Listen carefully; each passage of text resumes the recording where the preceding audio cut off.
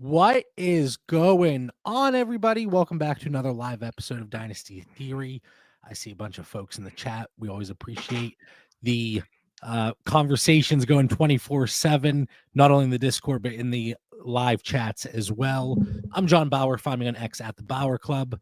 We got Coach Dan Dynasty. That's Dan Lamani. What's going on, Dan? 10 days, guys. 10 days. Who's counting, though?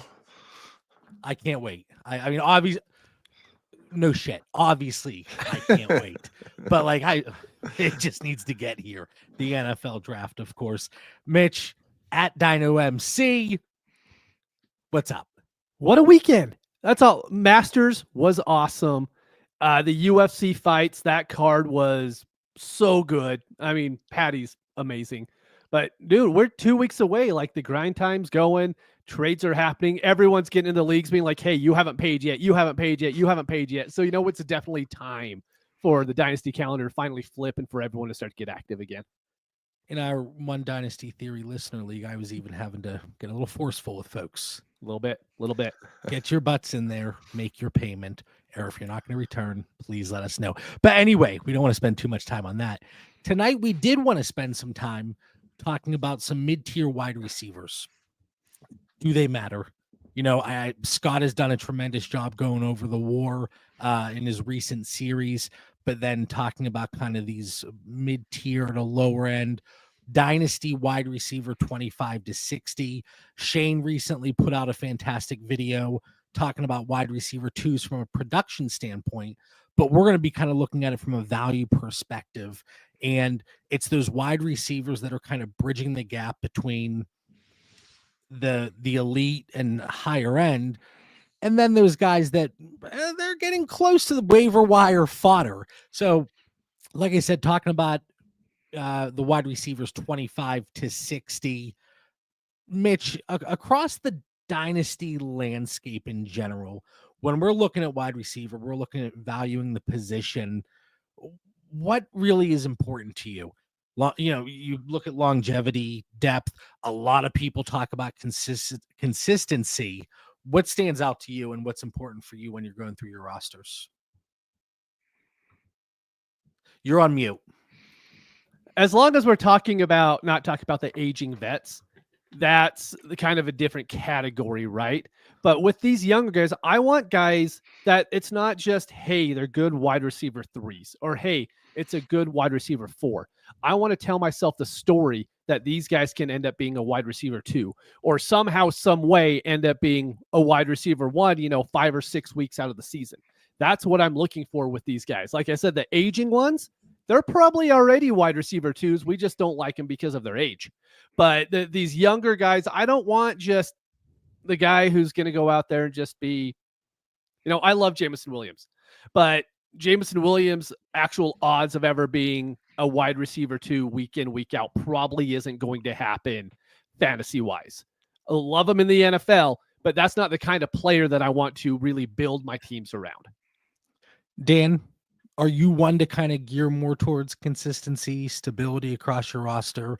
Do you like the increased variance where you get the spike weeks, or are you looking for a more rounded out approach with your wide receiver rooms? That's a loaded question, JB. I think, and I've always said, wide receiver to me is the hardest position to evaluate in fantasy football. When, we're talking tonight about 24 to 60, when I reviewed my 24 to 60 in my rankings and a little bit before and after, just kind of see how comfortable I was going into this show with my rankings, like there's a lot of guys in that 24 to 60 range that I don't want or don't like.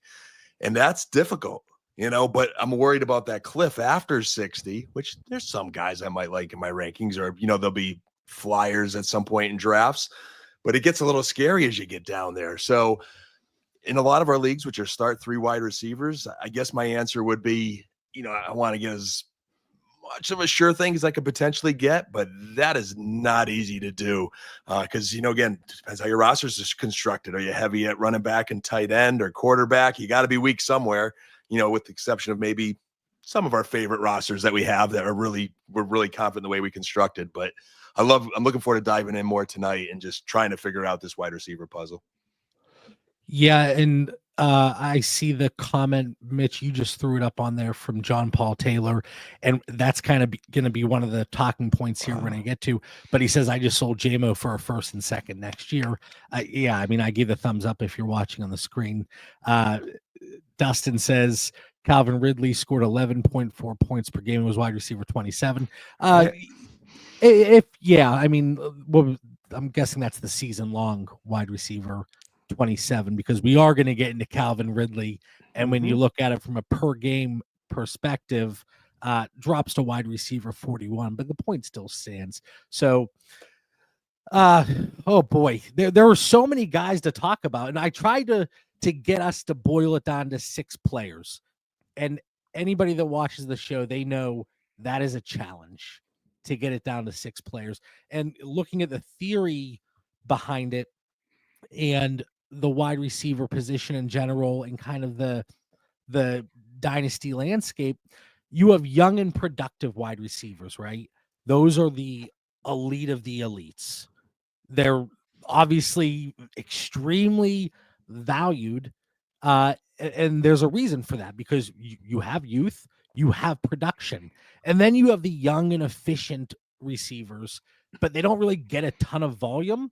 And you hope that their role is going to expand. Sometimes it does, sometimes it doesn't. If it does, do we see the efficiency stand up to that? Most of the time we don't, but that's kind of like the hype wide receivers. And I think they're valued a little bit too highly at times. And then you get the young guys with minimal efficiency and production. And those are the guys that they kind of have that built-in excuse maybe for one reason or another, or it's just a player with some name value. Those are the guys you probably want to move off of, because they're not giving you production. You expect that value to continue to drop. Frog in the throat. Holy cow, that's woof. But you continue for it to drop. Oh man, what is Waddle, please, guys? Not that the show is about me. Well, oh, John Paul, you are in luck, buddy. And then you have the old and productive guys, right? This is where the market inefficiencies really happen. And like, you can get a very nice price on a Mike Evans, a Devontae Adams, guys in that wide receiver 35 to 40 range for dynasty purposes. Dan, roster construction wise, what approach do you take to this range? I know obviously we kind of just hit on if we're looking for consistency, if we're looking for the boom weeks. So not necessarily the archetype that you're looking for here, but just in that range from dynasty wide receiver 25 to 60, is there like an overall number that you're looking to have? How do you like to build your wide receiver rooms strictly from a value perspective? In most leagues, I've tried to anchor with someone in my top 20, and then my number 2 and 3 spot, I'm looking to get from this range. If I'm lucky enough, I could get some depth. And again, it really depends how I build my roster and trade. And like, I think of a startup I had last season where I decided to kind of punt wide receiver, if that makes sense, because I went so heavy in the other positions. You know, I probably got my Brock Bowers. I made sure my super flex quarterbacks were set. I was able to anchor with a running back and make that position strong. So I think I ended up with a lineup of like Ayuk, Josh Downs, who we're going to talk about today, probably Wan'Dale Robinson, and a couple other guys, and some panned out, some didn't. And I had a really good team, but Ayuk busted when that made it hard for me. So I ended up trading Ayuk for a first this year, which is good. So I'm excited to capitalize on that first this year.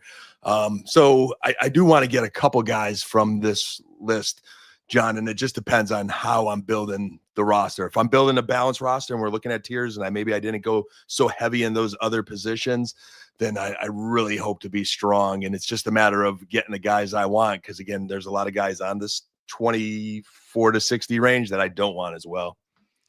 Yeah, and I see a ton of people in the chat. Make sure you hit the like button. Make sure you subscribe to the channel. There's a ton of great content dropping almost every single day. We appreciate everybody's support. Mitch, before I turn it over to you, I was kind of looking at this general topic. JB, yeah, just if I could put a quick time out there. I think we get 3 timeouts and a half. Question for you guys too, because I feel weird saying that. Like, these are my rankings. You guys have your rankings. It's 24 to 60. We feel pretty confident in our rankings. But like, why are there guys in my 24 to 60 that I don't want? Like, there are guys I'm going to fade for some reason. I just think that's where they should be slotted, and that's their value is. I would just rather pass them to other guys. So I don't know if you want to touch on that a little bit of just, hey, look at a guy like Keon Coleman. Keon Coleman's going to be in everybody's top 60.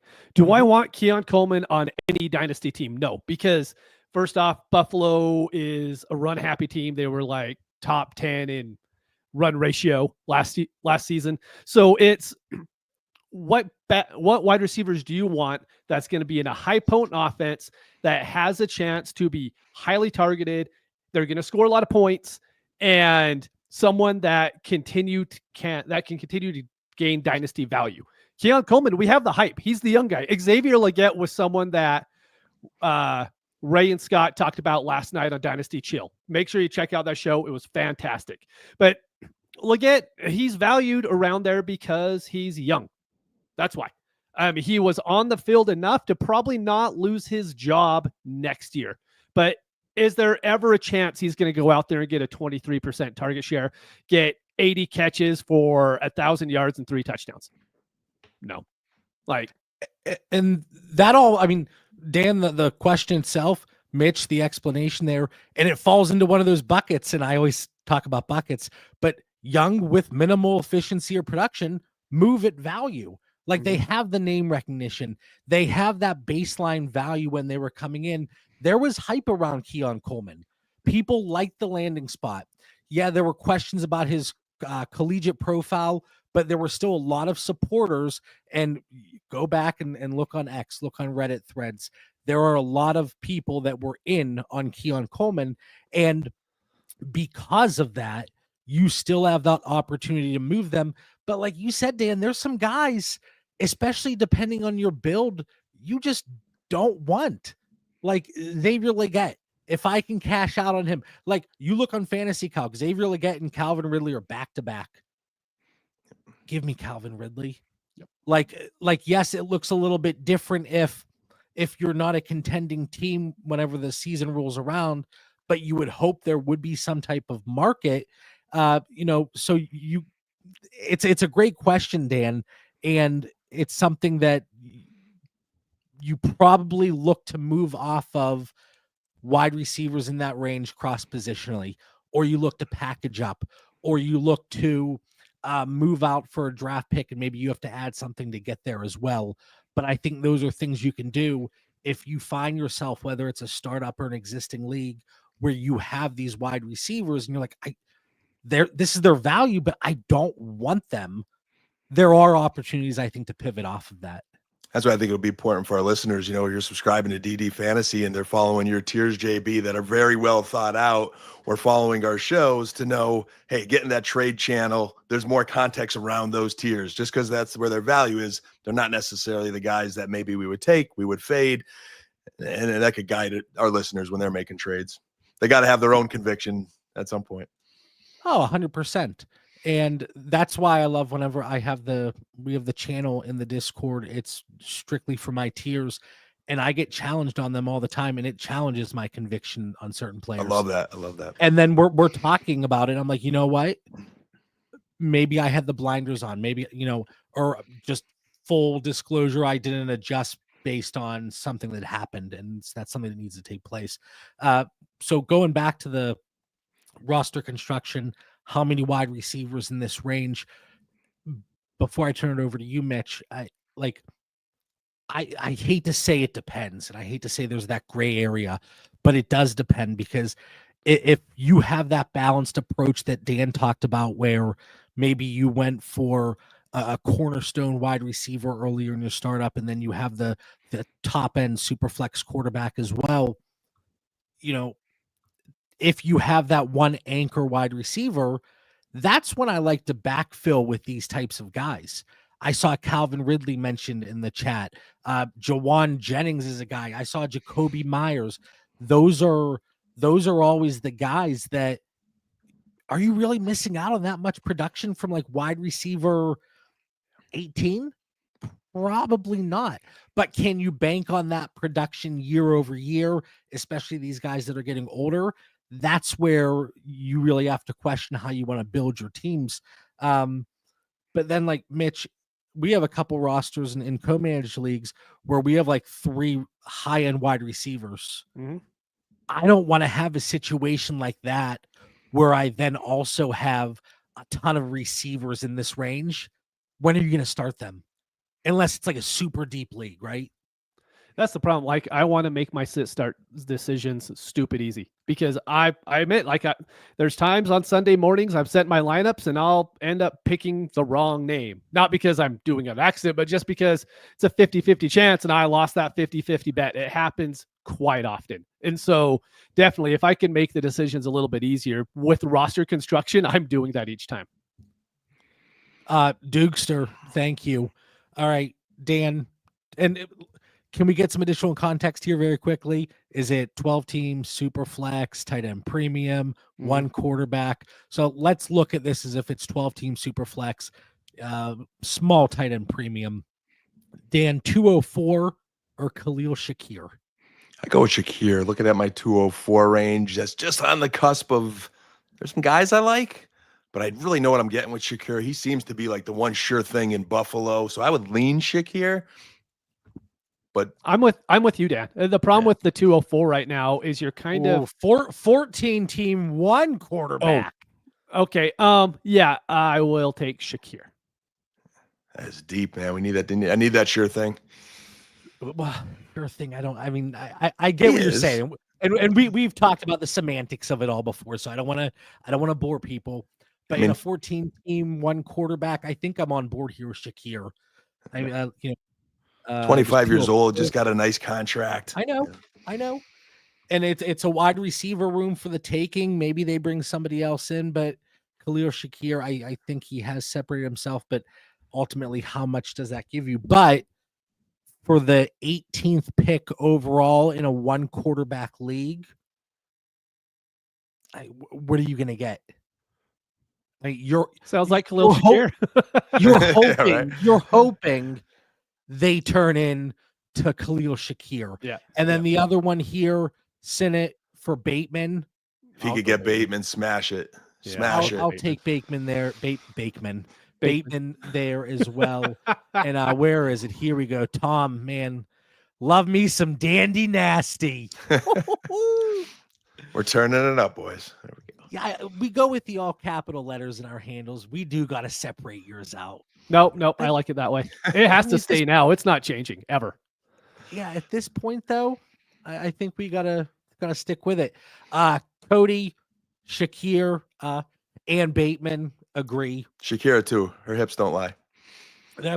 Easy, Dan. Easy. He said Shakira, didn't he? I'm just saying. Down, That's boy. fair. No, that's fair. So before we get into some actual players, one last thing. I know, Mitch, I know, but I was excited to talk to you guys tonight. How many wide receivers, Mitch, do you think you could get for a random 26 or 27 first? And let me kind of rephrase it. How many wide receivers would you move a 26 or 27 first for? 12 team super flex, 1.5 PPR for tight ends, PPR otherwise. That will get accepted, so I'm not allowed to include like Puka. No. They're so yeah, including like the top 20 them. Oh Lord, top 25, top 30, 30-ish minimum, probably more. Because I mean, it depends on I'd say at least close. Because Rashee Rice is what, wide receiver 20 probably. We'll get into him on Thursday, but yeah, I could get at least wide receiver 30 probably. Dan.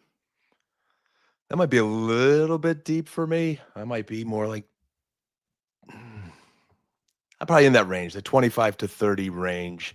And that's the problem with the future picks. It's one thing to put a number on it.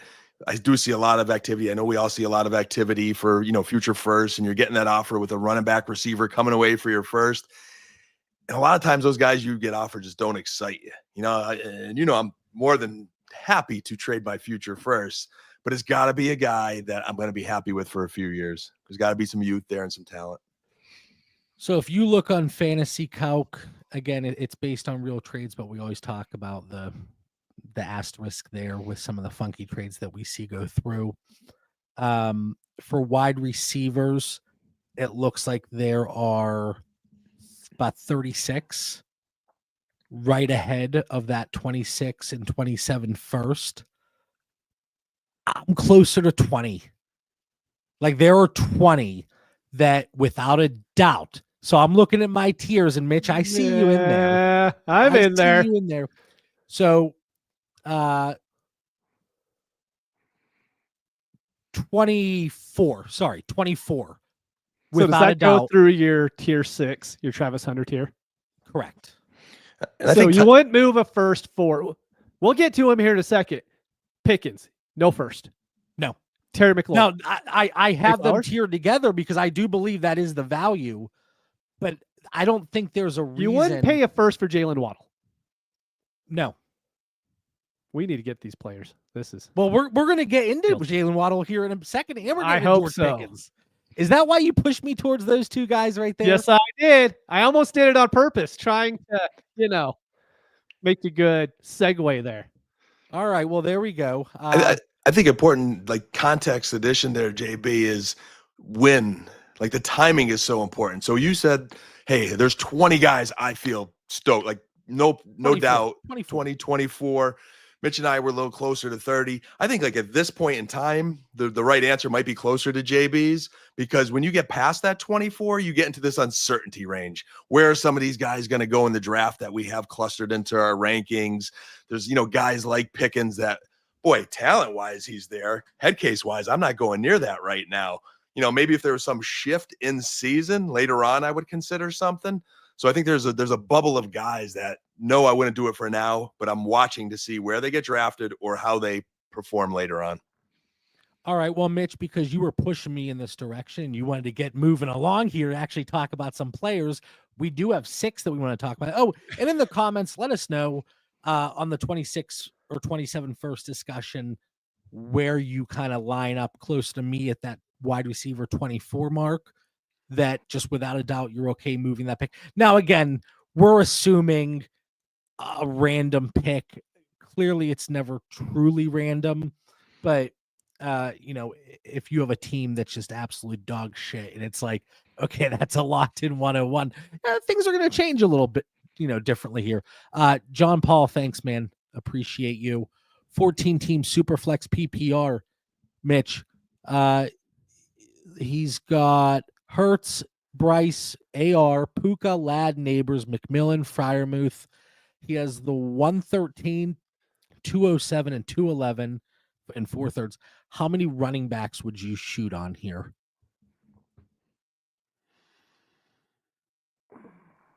In a 14 team, honestly, there's a decent chance you're going to be getting running back 6 to 7 at that point. Now, I think we do see a little bump there in terms of a potential running back if we get 4 first-round quarterbacks. Yeah, well, which will league? help out the 14 team, but I think it's going to make the wide receivers slide down.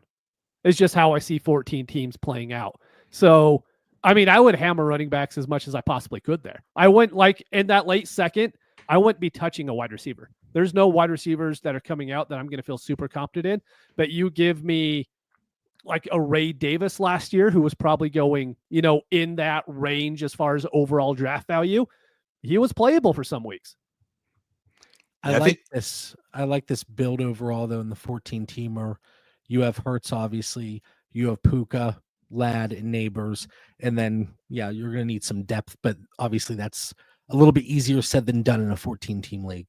I think 113, he gave himself a real quality back in that 207 to 211 range. Pick your guys that you like. For me, there's a handful of guys in there that I'm really hoping to get. I'd probably exhaust all those picks on running backs, and one or two of them is gonna land really nice. From a vet perspective, I would certainly go over to Dynasty Daddy, use the power rankings in there, take a look to see what teams are not contending, whether it's a trust the process type team or a rebuilding team. See if they have any running backs that may make sense. And heading into the draft, it's a calculated risk because there are a lot of backs that there's probably going to be some competition, but maybe see where a David Montgomery is maybe, and I don't even think you have to spend the 113 there. I think you could do 207, 208, and maybe a small piece. If that team is certainly not set up to compete, you could probably sniff around an Alvin Kamara, James Conner. Like, you have a lot of nice cornerstone pieces. I wouldn't make a move just to fill out that running back room today. We have how many months until the season starts, but I certainly would be exploring what things look like at the bottom of the standings. All right, Mark, thank you. Appreciate it. 10-team Superflex, 0.5 PPR, 1.0 tight end premium, start 11, 2 IDP, got offered Puka and a third for Marvin Harrison in 201. I want 12 team. If I said 12 team, I would be like, you know what? I'm taking Puka. That 10 team does change things a little bit for me. but only 9 offensive starters. So there's only 90 starters with that. You know what? Give me Puka still. Yep. It's not an automatic accept, but it's an accept for me. I might be on the other side of that. I'm a little more bullish than Marvin Harrison. I know he's like dipped lower in our rankings and everybody's rankings, the neighbors, and just based on situation and last year, but there's just too much talent there, and he still had a good year, and I think he's going to get better this year. Man, year 2, Marv, and that 201 in an IDP league too, defense is going to be a factor in their draft. So some guys are going to slide. Like he might get something pretty nice at 201 to complement Marv, and who cares about that future third? I'm going to take Puka, but I think it's a fun one all around. But with only the 90 offensive starters, that's going to make me lean Puka there. And then even if we do get a lot of the first round quarterbacks, more so than we thought we'd get a few months ago, if we do hit that 3 or 4 mark in a 10-team league, how valued are they going to be? Probably not very. All right, now to Jalen Waddle, 26 years old. Last year, 58 receptions, 744 yards, 2 touchdowns, missed 2 games last year, 3 in 2023. Last year, he was stellar, guys. Wide receiver 55 at 9.4 points per game. You go over to ddfantasyfootball.com, use code Theory, get 50% off the first month. 5.38 Trinity score. That's in that wide receiver 3 usage range. And I know, yes, he had to perform with Tyler Huntley, Skylar Thompson, and Tim Boyle. And obviously he had a very, very nice production leading up to last year, averaging about 15 points per game in PPR formats in his first 3 seasons. Last year, just over 1.5 yards per route run. So, Mitch, who wanted to talk about Jalen Waddle here? Not me, boys. What was that? It was me. It was Mitch. I was like, wait a minute. About him. Well, I think you broke them all down. I think we can move on to George Pickens now. We good? No, but here's my thing, right? We talked about the Dolphins a little bit last week, but I'm just going to keep hitting on the point. That offense was bad last week, but I still believe in Mike McDaniels. I think it was more of how they built the team, more so. McDaniels wasn't the problem. It was they didn't have a backup quarterback. You could throw that flag all you want, but it's true. Like, if Tua stayed healthy all year, they would have been fine. Jalen Waddle, the previous year, Trinity score, high-end wide receiver 1. I'll go back to 2022, and I guarantee it's going to be the exact same. He's going to be probably over. Yeah, it was 7.22 last year, 6.5.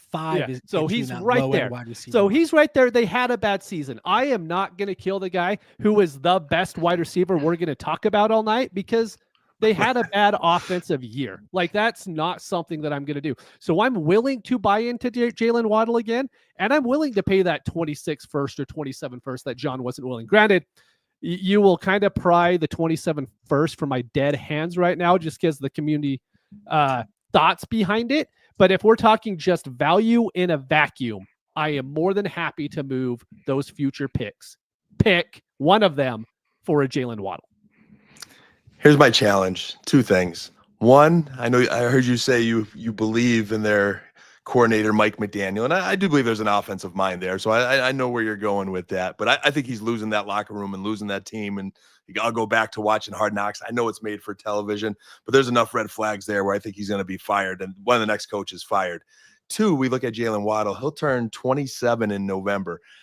I know that's not ancient, but I think he's an old 27. He has injuries going back to college throughout the NFL, and I just see him as one of those guys that's going to break down and hit that wide receiver cliff, if not sooner than the rest, for sure when he's supposed to, and 30 is not too far away. So I'm not quite there on Waddle, but again, he is in that range where he could definitely help a team this year. To your point, Mitch, hey, that coach isn't fired yet. He's there now. Could he squeeze something else out of Tua? Maybe Tyreek Hill stays out of jail, and that Miami offense produces enough this year for Waddle to have a good season. I mean, I love the kid. He's a good dude. He tries to play hurt. I mean, he's scrappy. Just for Dynasty, I have concerns. It's a good topic, and it's kind of right on point with the price point. Whenever you have one person saying easily cashing in, and then right above them, Waddle's so underrated, Hill's done, traded or not, Waddle's up for a big season. And if that's the case, then obviously the value is going to increase. See, Cody, I align with your thought here, and I always talk about this. That I have Waddle tiered with that first. Like that, the value is not the question for me. I would love to get up to that price by moving other types of assets that might work. And this shows you how crazy the market can be. Tony in here. Tony jumps in, throws a brag grenade. And he might be bailing here, but I got Waddle for a second and third. I mean, sign me up. Yeah. And I'll do 2 seconds. Certainly. It's a good price. I see Malik Washington's season in there too. They really did try hard to get him involved last year. He could be a little bit of a dart throw later in the roster. Hopefully they get him involved. And I'll be interested to see what they do in the draft because they haven't done anything this offseason. Yeah. So I again, love the live chat. Obviously sharing the thoughts there. Let us know in the comments, Jalen Waddle, where you are on that, especially the 26 or 27 first. Mitch, you drew that line. You'll move that 26 first. Yes. It's just, again, even if he does go back to what he was in 14 to 15 points per game, yeah, you can pick up other production elsewhere. Where? So who else are you getting? Okay, so we just saw the Jacoby Myers, baby. Yeah. Yeah. Well, we could pick the select undervalued veterans that did hit, and if you have them on your team, awesome. We just won't mention the 90 other ones that are on, the 32 other teams that don't hit, but we will for sure be like Jacoby Myers. That is it. But we won't talk about, Tim Patrick, who was good for 3 games last season. Don't even mention Jacoby and Tim Patrick in the same breath. Come on. Nick, appreciate you. JB's gonna get mad here. All right, let's Crusty see. Russ. I like it. I love the Crusty Russ. All right, so Marv and Crusty Russ for Godwin and 107. 12 team, 11 starters, super flex, elevated running back, and tight end scoring. The 12 by 11. What was that? For me. I would need more. I need more to move Russ and Marv. I mean, really, just Russ alone should be worth the Godwin, the 107. But no, I would honestly need a little bit more to move Marv. And I'm pretty high on Godwin, to be honest. I see that again. I think this is one where I think you could get a little bit more, but the price in general, I don't hate it. I think if you need to fix RB or tight end on your roster, that 107 Godwin's going to keep you solid. Yeah, 107. That could be your boy Loveland there, Mitch. Or hey, if we know Travis Hunter gets a receiver kind of position, see where these running backs go in the draft. That could be a fix a position trade there. Yeah, that 107, it's a prime spot. Mitch, what needs to be changed for you to feel very comfortable making this move? Get me up to that 105. Just get me. I do still have that 106 and up kind of tier. So you get me up to that 105, 104, more so where I'm not letting everybody else pick the running backs, because we're probably going to get, if best case scenario, we are going to get 3 running backs and 3 smash spots. Then we're going to get some others, that are behind some guys, but we have love for. But you get me up in that top 5, top 6, I'm probably getting one of those top 3 backs. And I'm not having to wait for whoever is behind Najee Harris with the Chargers for them to move up with that 107 pick. Yeah, I can understand that.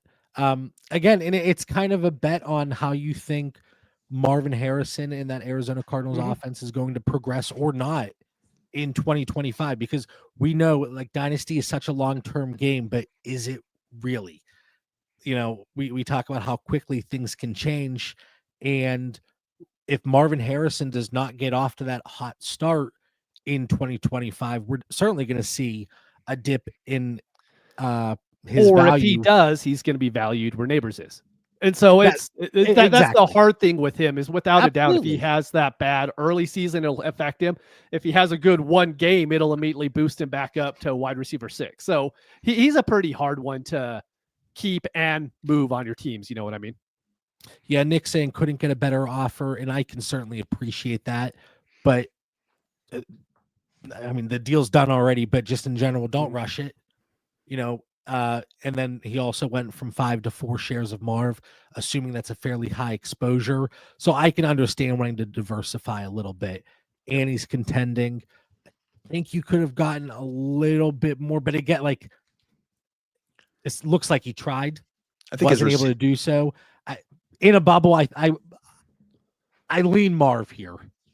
I think his receiver room's important too. What did he leave himself with outside of getting Godwin? If he's got a deep receiver room where maybe he's got a little bit of leeway to do that. If not, and his 107 pick's going to be critical. And then Big Diaz sold Marv in a second for 104, 105 and a third. And here's the key: slept like a baby. So really, I mean, because show off. One of my 3 little ones here. Sleep like a baby. So you were up every hour on the hour. That's kind of what you're saying there, Big Diaz. I always laugh, and I never thought about it before, but like, I slept like a baby. So like shit. Okay. All right. So George Pickens, speaking of shit, 24 years old, 59 receptions, 900 yards, 3 touchdowns, missed 3 games, had the hamstring injury, didn't miss a game in 22 or 23. The Trinity score 7.7, like almost elite usage. And I always like to reiterate, it's a combination of air yard share, target share, and then yard after the catch. But he was wide receiver 35 at 12.6 points per game, 2.06 yards per route run. Anything above 2? Fantastic. Great. Dan, is the quarterback situation, is Rudolph going to lead that sleigh for George Pickens in 2025? You feel good about him? Pittsburgh has to figure something out. It's just a matter of what it's going to be. Probably Aaron Rodgers, maybe Jalen Milroe. Like, they've got to do something. So that's concerning. And George Pickens is not the receiver you want to have correlated with a concerning quarterback. It just is not.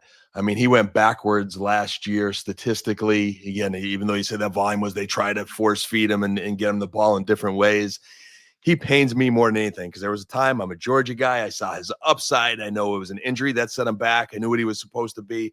In the past, I traded for first-round picks to get Pickens, but I'm just out on him this year. And it pains me, because he still is a talented dude. And if Pittsburgh could ever figure out that quarterback situation, maybe there's something there. But I'm just going to let someone else take that chance, JB. It's as painful as that is to say about my dog.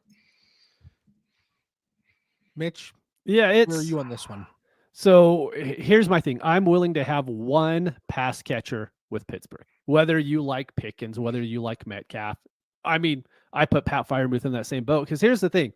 Look at them last year. They were the 4th ranked team in rush rate. But let's look at the teams around him, because the other teams around him make sense. Eagles ran a lot. Great team. Great offense.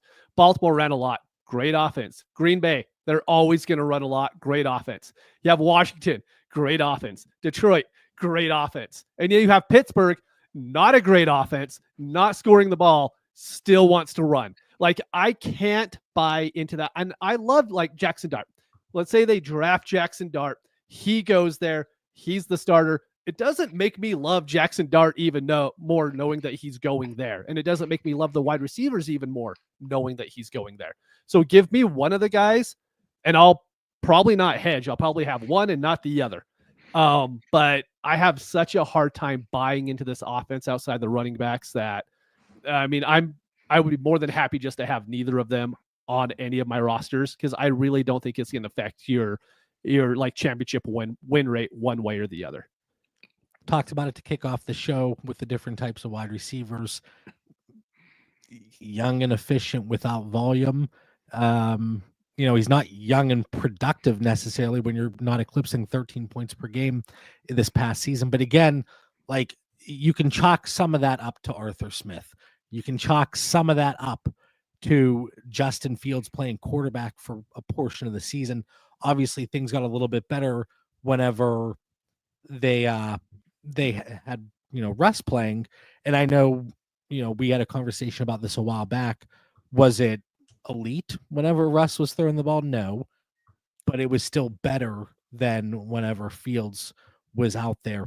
There's too much uncertainty for me with Pickens and the Steelers offense at that price. Like he's one of those wide receivers. He is valued at that 26 first. Mm-hmm. So talk about the 35 receivers or so that are going according to Fantasy Calc. Pickens is at 35 and that 26 first, 27 first is right after wide receiver 36. So right there, but that's a receiver. Like I don't understand why you'd want to make a move like that. Nope. There's no reason to.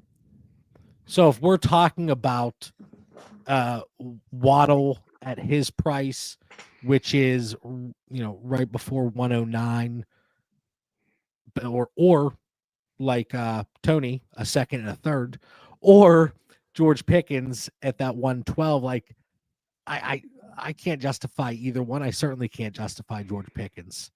From John Paul, do you guys put in anything into players in contract years? Guys usually show out wanting that next big deal. I think there's just so many variables. That's the hard thing. If it's someone to where we know, like the quarterback and wide receiver, like they're just best friends or whatever, then yeah, I could see the quarterback being like, you know what, going just full Aaron Rodgers, being like, I'm gonna throw him the ball 3 extra times a game because I want him to get paid.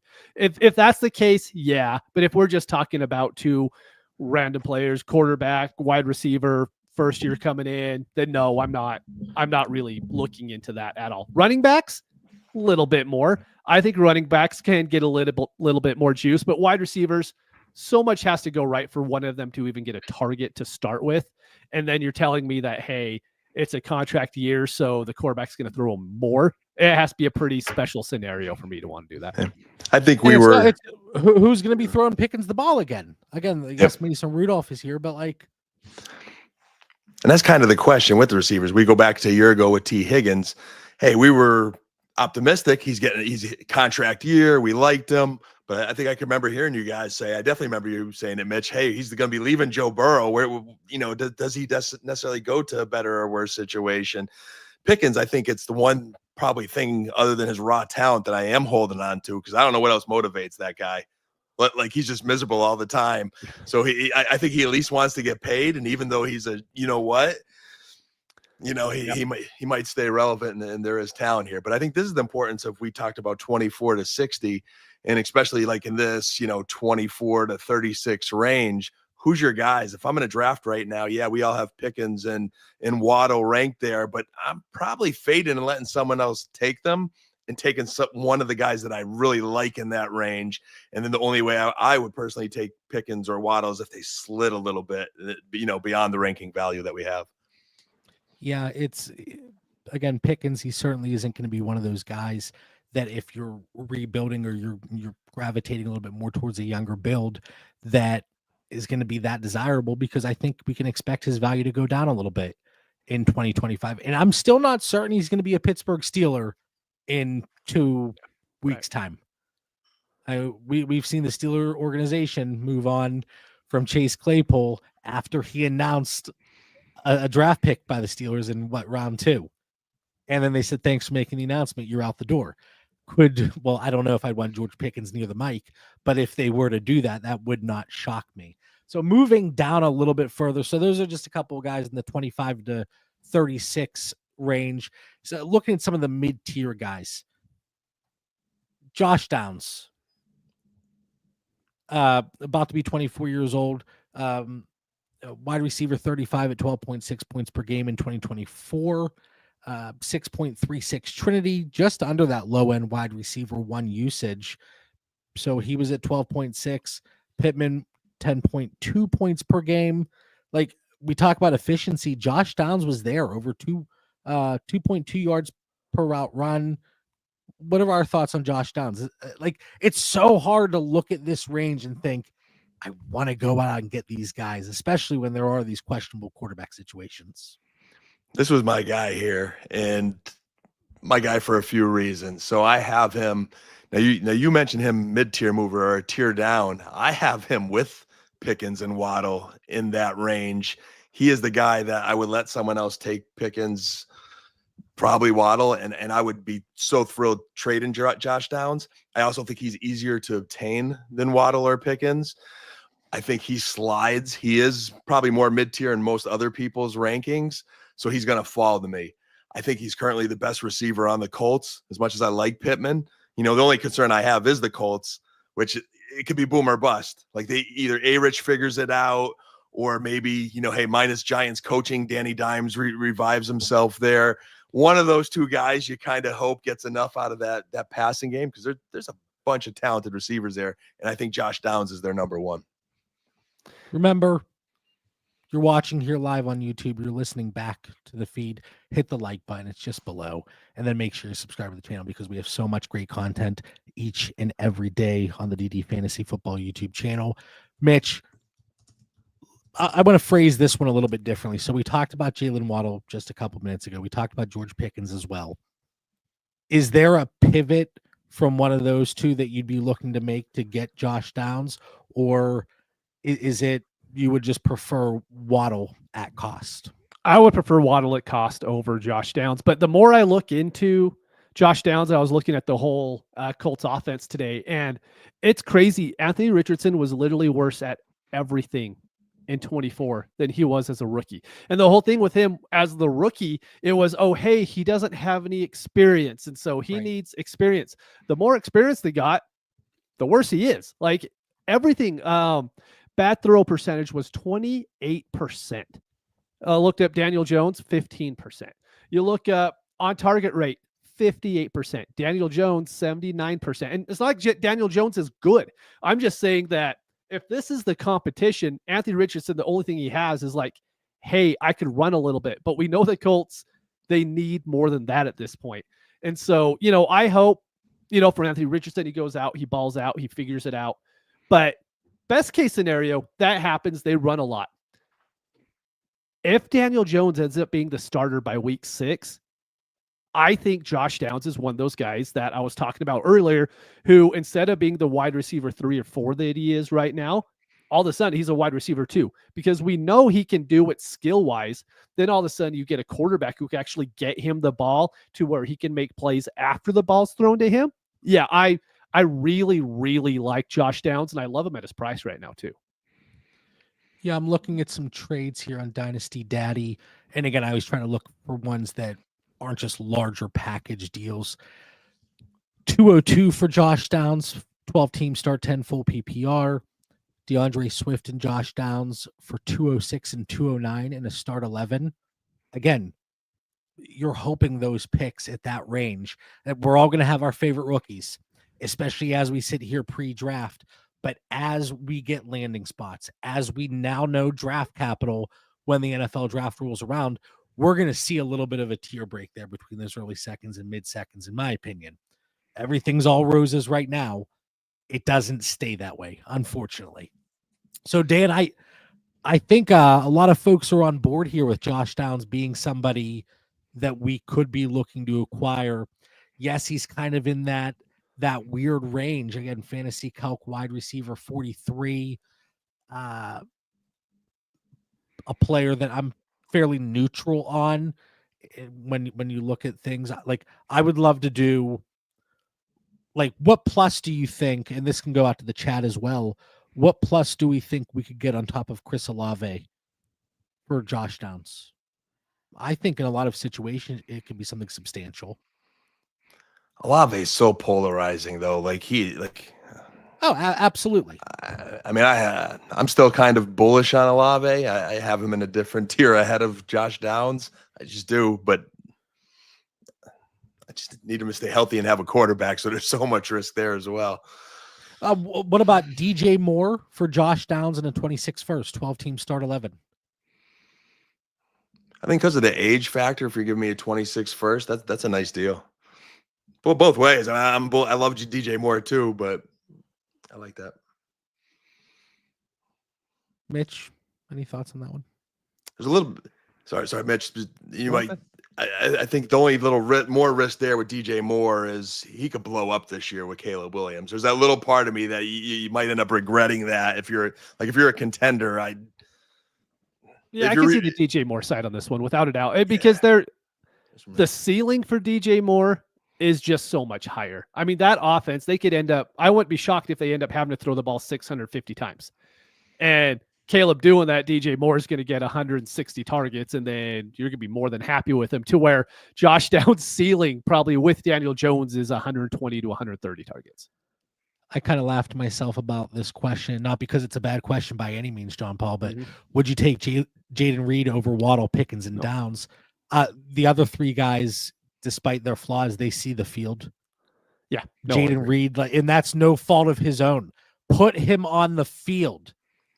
Like he's an explosive player. Like I like Jaden Reed a lot. Mitch, I know you were in on Reed. I like it. The dude's got to see the field, and I don't understand it.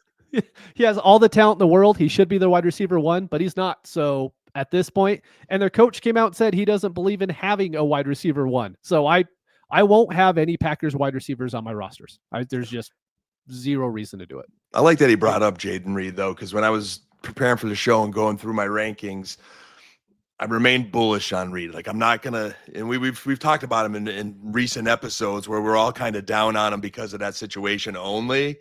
But I didn't want to drop him too far because of that, because I do believe the talent is still there. So below those guys, but not too far below them. Dan, Adam is challenging you right now. Ooh. He says people really like Downs. I think his market is more bullish than this. I want to, Dan, you have homework for next week. All right. I need you to acquire at least one share of Josh Downs, and it's got to be at a nice price. I don't want to see Dan's like, I just moved 2 first, but I got Josh Downs. 18 baby. fab. I could probably go back over the course this week before the next episode and find some Josh Downs shares that I got this offseason. I do believe I got a couple, and I definitely have a decent portfolio of Josh Downs on my rosters. But I'll try to get one more for the record here. Mitch, Deebo Samuel, is the change of scenery going to be good for him heading to Washington? You mentioned him, as a guy to talk about, and I try to find a single reason to buy into him besides it's a Jaden Daniels offense and we like that. Besides that, so he averaged 250 yards rushing a season with the 49ers. I don't think he's going to get close to even 100. They have Brian Robinson Jr., Austin Eckler, and I think there's a high likelihood that they draft somebody too. Like, I just don't think they're going to use them the same that the 49ers did. And the Commanders, they're just an overall better team. I can't find a single reason to buy into them. So I swear, if I have Deebo Samuel on one of my teams and someone offers, so let's call it a 14-team league. They give me the 214. They will have Deebo Samuel in a heartbeat. I don't think there's enough upside there to even have him on your roster. And I think he turns 29, if I remember right. I wrote it down. Yeah, he's 29. So what was the trade you said, Mitch? They could have Deebo. You give me the 14. Very last second round pick. Probably can't do it for a third just because it feels ugly. The last second round pick, so I could say I traded him for a second. I'll do it. Whew. I don't know if I could go there. I'll give you a second reason why you'd want Deebo if you're a contender. Wouldn't overpay for him. I'm not talking anything like a first or early second, maybe a mid second.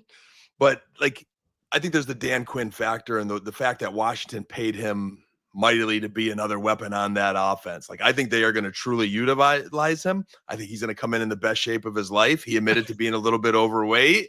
You guys know I love an athlete with you do. ripped up. Yeah, workout videos in the weight room there. I think you're going to get prime Debo this year with Jaden.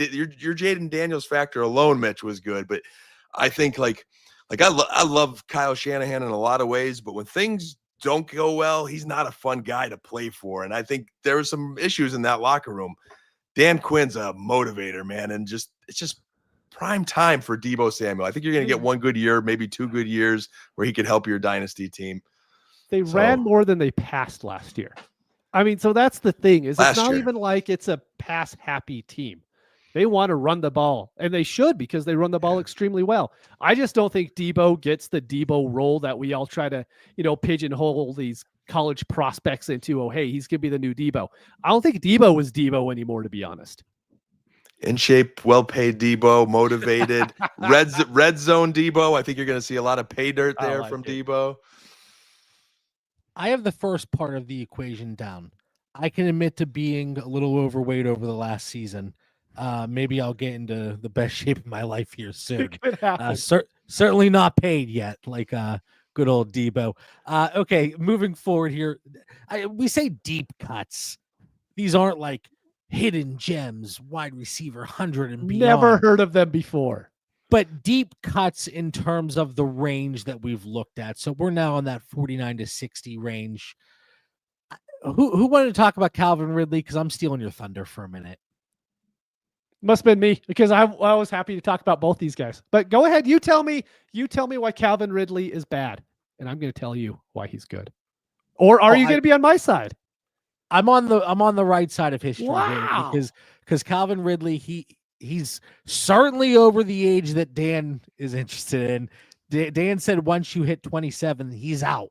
So Ridley, 30 years old, but wide receiver 41 at 11.8 points per game. He's got the low-end wide receiver usage, low-end wide receiver 1 usage on the Trinity score, just under 1.9 yards per route run, eclipsed 1,000 yards, only 4 touchdowns. But they're going to address the quarterback situation. That it might not be a huge boost from a value perspective because we're talking about wide receiver 58 on Fantasy Calc. But he is somebody that's going to be able to give you that production. And when you look at wide receivers valued around him, I mentioned earlier, Xavier Legette, Rashid Shaheed is right by him. Tank Dell is still right under Calvin Ridley. I'll pick Tank Dell up and carry him to the manager if I can add a little something on top. But I love the Calvin Ridley call out. I briefly mentioned earlier, but in this range, Jacoby Myers, Jawan Jennings, also 2 guys that I would be more than thrilled to pay their current price tag. If I can, you're looking at a late second for either of those guys, maybe a late second plus. But again, it's tough because a lot of folks that do have them, they're probably in a similar situation to me, looking to go out and acquire them. So Calvin Ridley, anything else there, Mitch? But I absolutely love that you wanted to talk about him. Yeah, no, I mean, you pretty much laid it all out. With Calvin Ridley, we know what Cam Ward's going to do, right?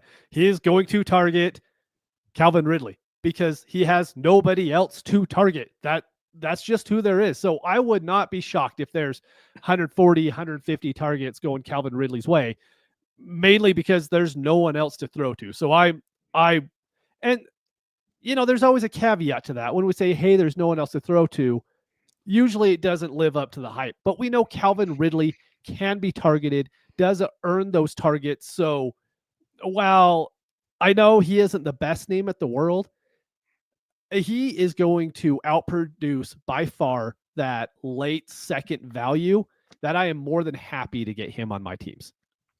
I agree. I think Ridley's similar to Debo in some ways, but maybe even better situation. He's their number 1. And I just think he's in a good situation. Like I could make a case to buy Debo. I can make a case to buy Ridley. I'm not going to make a case for the next name that we're going to bring up.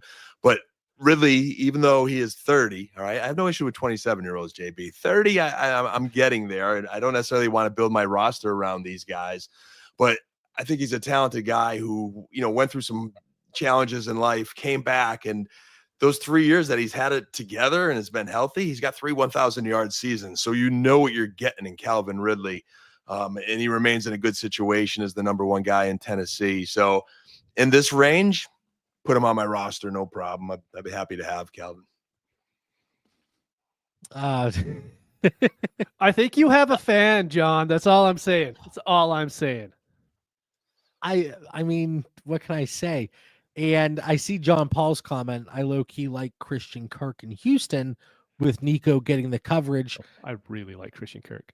Unfortunately, we couldn't talk about him tonight because he's wide receiver 73 right now. Yeah. On Fantasy Calc. So Dan, Stephon Diggs, you are not interested. 31 years old, like wide receiver 18 at 15 points per game last year. Is the injury though keeping you away? Like he got a nice little contract, but really it's kind of a 1-year deal. Yeah. plus, but you got Drake May in New England. The opportunity is Nice theirs. opportunity. Yep. They need a number one. They even need a number two. They need receiving help. We're all high on Drake May and maybe the direction of that organization, but for Diggs, it's a combination of the injury. I don't know how much he had left pre-injury, and he's another one of those attitude guys that just, man, once there's a little bit of going tough, like, do I think New England's going in a better direction? Yes, but they ain't all the way there yet. Like we're not putting New England into the postseason contention and saying they're contending for a Super Bowl yet. I don't see how this kind of plays out for Diggs and dynasty rosters where I want to take that chance. Like I said, I understand where you feel the same way about Debo, but at least he's going to this really good Super Bowl contending situation. Calvin Ridley's not in the greatest contending situation, but we kind of know that going in. He's shown he could fit there. He's healthy. He's producing.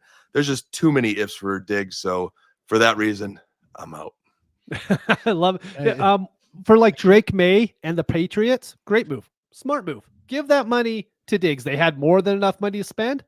Give some of it to Diggs. Give him a good veteran wide receiver to throw to. But as far as like starting lineup, dynasty redraft, best ball, I hope I could do a lot better than what Diggs is going to do this year. Really quick, I wanted to pull up Mike Clay from ESPN, his projections here. With only 13 games played, Stephon Diggs with 172 PPR points. So what is that? Just over 13 points per game? Yeah. Yeah. So, I mean, at the price point, not the worst, but if we get some, positive news over the offseason with his recovery, you probably could get a nice little return, with the expectation here for Stephon Diggs. Dynasty Day, for that reason, I'm out, like in Shark Tank. Look, Javon Baker. Ooh, Javon Baker. There was a lot of hype there. That didn't come to fruition. Polk. Oh, I love Polk. I love Polk coming out. That's one L I'll take. Oh, take it. Take that L. All right. All the players we talked about tonight, let us know in the comments if you agree, disagree, and then throw some trades out there, even if it isn't one involving the ones that we've mentioned. Maybe it's another wide receiver kind of in this lower range that you have either looked to pivot off of and you packaged up, you moved out cross-positionally, you did something for picks, but just to spark ideas, just to get conversations going, because I know a lot of folks, they don't want to touch wide receivers in this range. And that's the way they build their rosters. They want the stud wide receivers, and then they'll ride it out and then look for waiver wire fodder if they can and see something that might stand out to them. And, there's certainly different approaches that work depending on the rest of your roster construction. But yeah, throw some of those trade ideas in the comments here. And again, make sure you hit the like button. It helps out the channel. I know you're already subscribed. All right, for the 287th time, Dan, final thoughts. What do you got for our listeners? I'd be curious either in our YouTube comments or in the Discord, what our listeners do for rankings. You know, do they use JB's tiers? Do they have their own rankings? Do they use other rankings? Because one thing I've really enjoyed in our recent episodes, this one and moving up, is every week I'm working on my rankings. And like, I feel like I have imposter syndrome until it's like close to the season. I just never feel good about them. I feel like you guys walk into the room a little more confident with the tiers or the rankings, but there's just so much unknown. You know, we have 10 days to the draft. We got to go through camps. Like, I must change my rankings 100 times between now and, you know, the start of the regular season. JB talked about earlier, you know, he gets some debates in the chats, and then it even has him changing his rankings. So I'd be just curious what our listeners do with their rankings, and might be some good future conversation and future Dynasty Theory episodes. No, I'm going to second that because it's important. Like you're saying, you're going through and you're making adjustments to your rankings. Getting off your priors is huge. If you would have asked me 3 weeks ago about Josh Downs, or even 2 weeks ago, I would have been like, you know what? In that offense, he's probably never going to hit to the point to where we want it. But then if you look, like, just the odds of Anthony Richardson finishing the whole season as their quarterback week 1 through 17, probably extremely low. And you're going to tell me maybe you get 10 games of Daniel Jones. We might hate him. But as far as that goes for Josh Downs, love it for Josh Downs. And so that makes me, you know what? I'm adjust. So even just 2 weeks ago, I could completely flip on a player. And that's just because I did more research into it. And now I'm more knowledgeable about whatever, you know, position or player we're talking about. So no, I think that's huge. And I'll also piggyback off of the piggyback from the original statement that Dan mentioned here. I think having those open conversations and the open line of communication and being able to hear the other side there, you know, as opposed to shutting down where it's, oh no, I think Waddle is absolute shit. I don't want to hear about the other side of it. There is a benefit to that, whether it's in dynasty fantasy football or really anything in life. I think that can be extremely helpful. Just listening, and you don't have to agree, but maybe it gets the wheels spinning a little bit, and you can, you know, you either dig in a little bit more and start to push towards what you already believed in, or you start to go the other way a little bit. We've definitely built a good culture in here. I remember takes from both of you from years ago to just a few episodes ago, and they've definitely impacted my rankings. Whether we agree or disagree, it's like, all right, what are they saying? How does that impact my rankings? Mitch, I think Colson Loveland's moved up my rankings every week since you had your first hot take on him. Yep. Yeah. I see Dr. B. Harris. I do aggregate rankings, look my top 3 to 5 resources, average them out. Personal choice being tiebreakers.